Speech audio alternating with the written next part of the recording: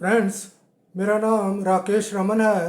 मैं एक जर्नलिस्ट और सोशल एक्टिविस्ट हूँ। आज मैं आपके साथ ये जो यूएस प्रेसिडेंशियल इलेक्शन है उसके बारे में बात करना चाहता हूँ।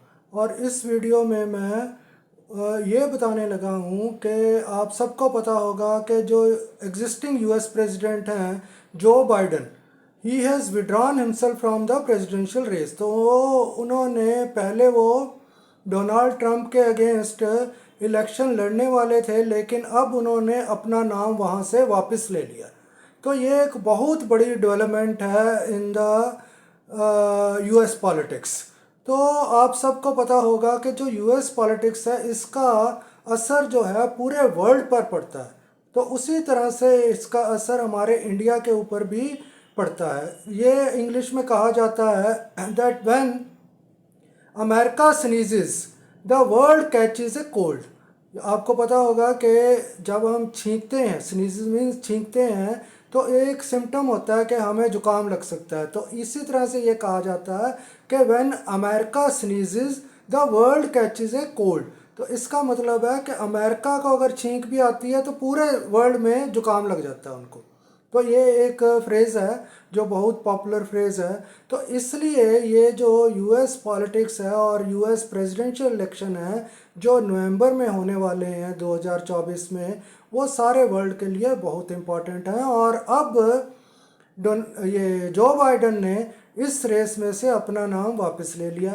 अब अभी तक ये डिसाइड नहीं हुआ कि डोनाल्ड ट्रंप के अगेंस्ट अब डेमोक्रेटिक पार्टी से कौन सा कैंडिडेट होगा। वहाँ पर दो ही पार्टीज़ होती हैं। जैसे इंडिया में तो there are dozens of political parties, तो अमेरिका में सिर्फ दो ही पार्टीज़ होती हैं, रिपब्लिकन एंड डेमोक्रेटिक पार्टी। तो अब ये Donald Trump belongs to the Republican party और जो Biden belongs to the Democratic party. तो अब इसको ही has withdrawn, he has stepped aside under pressure. तो जो डेमोक्रेटिक पार्टी के टॉप लीडर्स थे वो बार बार कह रहे थे कि जो बाइडन एक तो बहुत ज़्यादा ये बीमार है, इसने भूलना शुरू कर दिया क्योंकि लोगों को पहचानना भी बंद कर दिया। ही इज़ 81 ईयर्स ओल्ड, 81 साल का है जो बाइडन। तो अब ये जो इसकी वाइस प्रेसिडेंट है कमला हैरिस, उसको भी पहचानना इसने बंद कर दिया है। तो उसको वो कभी ट्रंप कहता है, कभी ये जो यूक्रेन का प्रेसिडेंट है जेलेंस्की उसको ये पुतिन कहता है जो बाइडन। तो और खड़ा खड़ा कहीं और चलना शुरू कर देता है। तो he has lost control on himself because of his old age. ये एज ज़्यादा होने की वजह से उसका अपनी हेल्थ के ऊपर कंट्रोल नहीं रहा। और अभी रिसेंटली उसको कोविड-19 भी दोबारा हो गया, ये जो कोरोना वायरस हुआ था। तो इसलिए उसके ऊपर जो इसी की पार्टी के बड़े लीडर्स थे उन्होंने कहा कि इसको अपना नाम उसमें से वापस ले लेना चाहिए। और दूसरा, ये जो डिबेट्स होते हैं यूएस में, वहाँ पर प्रेसिडेंशियल डिबेट्स होते हैं, यानी कि जो दो टॉप के कैंडिडेट्स हैं from both the parties, they will debate on various issues, जैसे इकॉनमी के ऊपर या हेल्थ केयर के ऊपर या वॉर के ऊपर या और जो सिटीज़न सर्विसेज हैं उसके ऊपर ये डिबेट्स करते हैं। तो उस डिबेट्स में भी ये जो Biden was getting defeated by Donald Trump. जो पोल्स हैं, प्री इलेक्शन जो पोल्स होती हैं, उसमें भी इसका चांसेस जो है वो डोनाल्ड ट्रंप से कम बताया जा रहा था कि जो बाइडन का चांसेस जो है, जो 5 नवंबर 2024 में प्रेसिडेंशियल इलेक्शन होनी है, उसमें जो बाइडन का चांस बहुत कम है। और प्रेसिडेंट नेक्स्ट जो है अमेरिका का वो दोबारा से डोनाल्ड ट्रंप बन जाएगा। तो अब डोनाल्ड ट्रंप का और भी एक बहुत बड़ा फैक्टर हुआ है। रिसेंटली आपको पता होगा कि there was an assassination attempt on him. उसको मारने की कोशिश, गोली मारकर उसको मारने की कोशिश की गई थी डोनाल्ड ट्रंप को। उससे जो यूएस वोटर्स हैं उसमें उनमें ट्रंप के लिए सिंपथी जो है वो बहुत ज़्यादा बढ़ गई है। तो इसलिए भी उसका अभी चांसेस जो हैं वो यूएस प्रेसिडेंशियल इलेक्शन जीतने के ज़्यादा हो गए।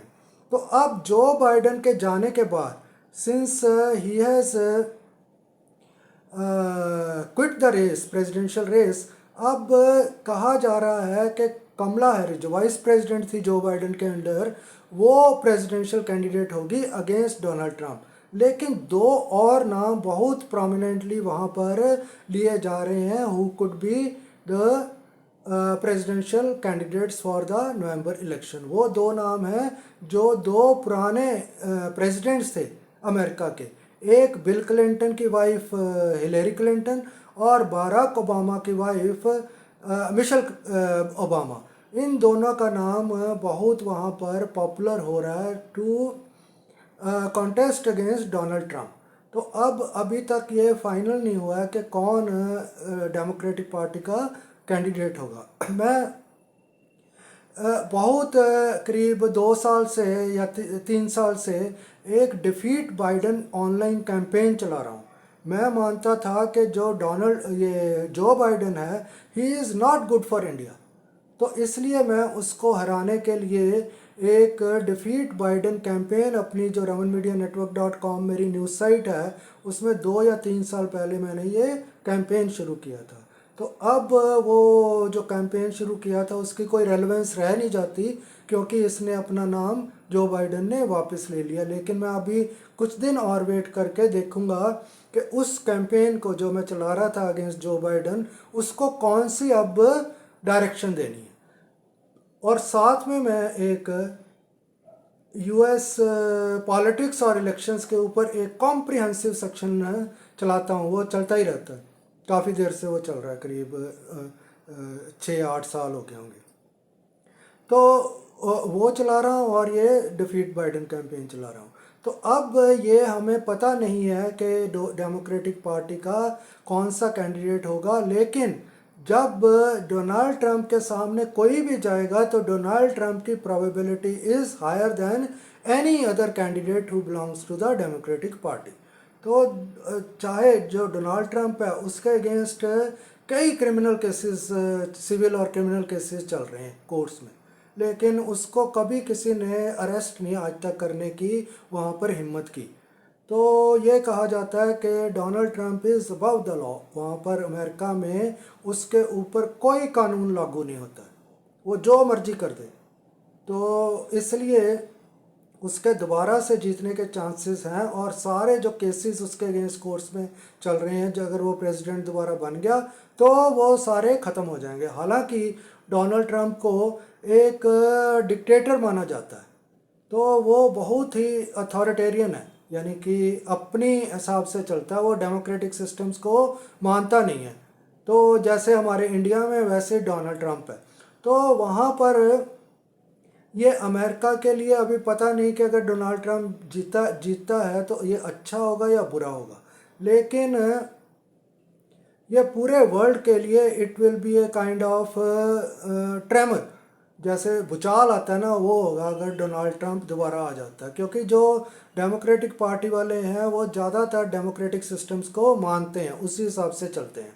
तो लेकिन अगर डोनाल्ड ट्रंप आ गया तो एक बार फिर वहाँ पर एक काइंड ऑफ डिक्टेटरशिप अमेरिका में आ जाएगी। तो उसका असर अभी हमें पता नहीं है कि क्या होता है। तो आज के वीडियो में मैंने आपको यही बताना था कि अमेरिकन पॉलिटिक्स किस डायरेक्शन में इस वक्त जा रही है when Joe Biden has withdrawn his name from the presidential race. तो जो 5 नवंबर को, अब 5 नवंबर 2024 को ये इलेक्शन होंगे, यूएस प्रेसिडेंशियल इलेक्शन, उस वक्त हम देखेंगे कि कौन सा कैंडिडेट किस पार्टी का जीतता है। तो इससे रिलेटेड जो मैं काम करता हूँ यूएस पॉलिटिक्स के बारे में, और ये मैंने आज एक आर्टिकल भी लिखा है इसके बारे में। जब जो बाइडन ने विड्रॉ किया उसने एक लेटर भी रिलीज़ की है, वो लेटर का भी लिंक दिया, आप पूरी लेटर पढ़ सकते हैं जब उसने वहाँ से अपना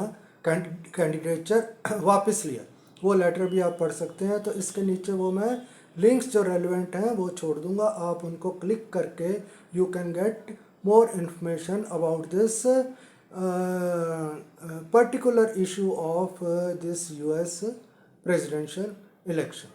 So और इसको वीडियो को अगर आप सब्सक्राइब कर सकें तो I will be grateful to you. इसको सब्सक्राइब कीजिए मेरे चैनल को, और इस वीडियो को आप लाइक कीजिए, और इसके नीचे जो लिंक्स दिए गए हैं उनको आप देखिए। तो आज के वीडियो में मैंने आपको इतना ही बताना था। Thanks for watching.